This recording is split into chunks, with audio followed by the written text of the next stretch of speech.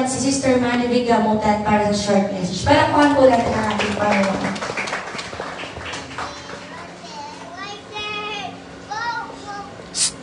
Johan.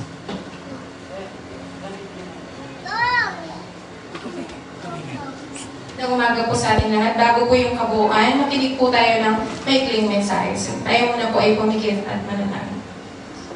Father God, we thank you po for today na kami muli pinagtipon mo, Panginoon. Lord, bless us with your love, bless us with your mercy and guidance, Panginoon, sa pakikinig ng iyong salita, Panginoon. Panginoon, alam po namin na sa oras na ito, Panginoon, na narito ka, kasama ka namin, Panginoon. Lord, we lift po, Panginoon, ang aming Father of Faith ng aming church, Panginoon, na si Pastor Mario, Panginoon. Lord, i-travel niyo po ang prayers namin, Panginoon, na patuloy namin po siyang itinataas, Panginoon, na alam po namin, Panginoon, na anumang sakit at karamdaman niya ay mawawala sa pangalan mo, Jesus. Amen.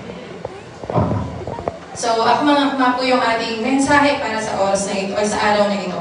So, ang pamagat po ng ating message sa araw na ito ay tapat ang Diyos sa gitna ng anumang pagsubok na ating nararanasan. So, minsan, nararanasan mo ba yung parang napapagod ka na sa pagsubok, napapagod ka na sa mga problema? Minsan, natatanong mo ba minsan na, hanggang kailan ko kaya nararanasan? Hanggang kailan kaya ako maghihirap? Hanggang kailan ko kaya kakayanin yung mga ganitong klaseng pagsubok? Minsan, naiisip mo ba na, parang ako na lang parati yung nagkakaroon ng problema? Bakit parang ako na lang, sunod-sunod ang problema, parang si Job na nakaranas ng sunod-sunod na problema. Kapag nakakaranas ka ng problema, ano yung una mong ginagawa? Umiinom ka ba? Naglalasing ka ba? Saan ka unang pupunta? Sa mga kaibigan mo? Saan ka nagdadasal? So, ang ano bang dapat na gawin? Ang kailangan natin gawin ay sumuko at magdasal o lumapit tayo sa Diyos instead na dun tayo sa negative side. So, ano nga ba yung ginagawa mo pag pakiramdam mo na hindi mo na kaya sa physical na aspeto, sa health, sa mental, or sa emotional kapag nakakaramdam ka ng mga ganitong pagsubok? So, tayo po ay makibukas sa 1 Corinto 10:13. So, sinabi po dito, wala pang pagsubok na dumating sa inyo na hindi nararanasan ng lahat ng tao. Tapat ang Diyos at hindi niya ipinapahintulot na kayo subukin ng higit sa inyong makakaya. Sa halip, pagdating ng pagsubok, bibigyan niya kayo ng lakas upang mapagtagumpayan yon. So, napakatapat ng ating Diyos sa ating buhay. So, sabi nga natin sa verse ng Corinto, hindi yung problema na naranasan mo, hindi lang ikaw yung first time na nakaranas niyan. Tulad ng mga magulang natin na patuloy na nagsasabing, pag nagsisinungaling ka, papunta ka pa lang, pabalik na ako, kasi naranasan na ng ating mga magulang.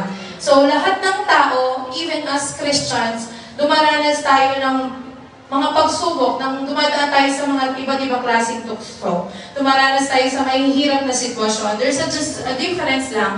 Kapag ikaw ay tunay na Kristiyano, kaya mong dalhin yung problema mo. Unlike sa mga tao na hindi nakakakilala kay Kristo, meron silang tendency na may gawing masama sa sarili nila o doon sila sa mga ibang bisyo. Pero tayo na Kristiyano nasa gitna ng pagsubok, alam natin kung sino uuwian natin. Alam natin kung sino ang pupuntahan natin. At yun ay ang ating Panginoon. So, minsan naiisip natin, hanggang ka pinagkumaproblema, hanggang ka pinagkudanasan yung problema ngayon.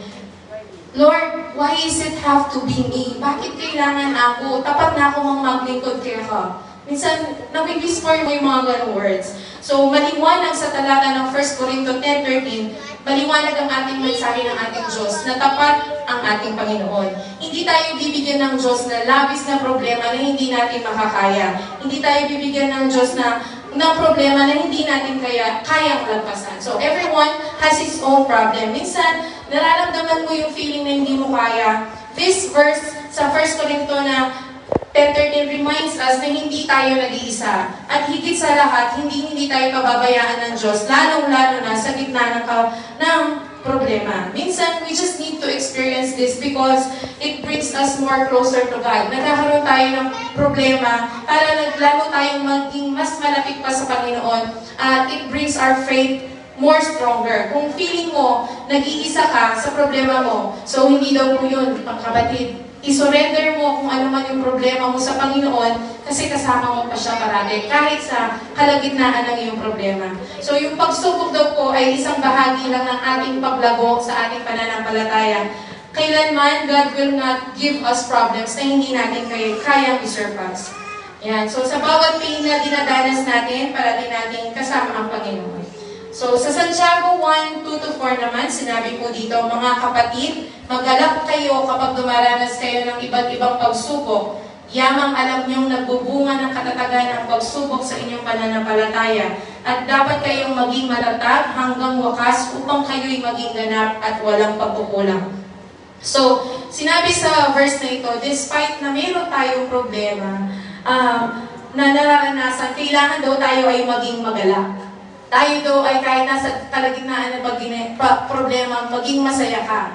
So others may not understand this. Hindi nila maaaring maintindihan tayo mga Kristiyano na bakit sila nakakapagpuri na yung tatay niya may sakit? Bakit sila nakakapagpuri sa tulad po na nangyari ngayon na ang ating pastor ay nasa banig na kasakitan, tayo pa rin ay patuloy na nag-worship.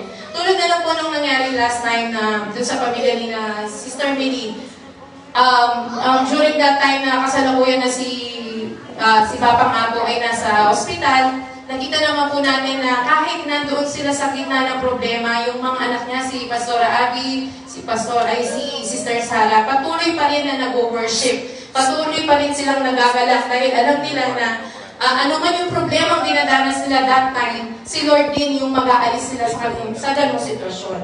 Tulad na rin ang nangyari sa ating pastor, alam po natin na ang dinadanas niya ngayon, alam po natin na si Lord lang din ang tunay na mag-aalis sa sitwasyon na yun sa kanya. Kaya patuloy po natin ituloy at alam po na masaya si pastor na patuloy tayong pinagpapatuloy ang kanyang sinimulan. So, tulad lang din siya ni Job na nakaranas ng sunod-sunod na pagsubok.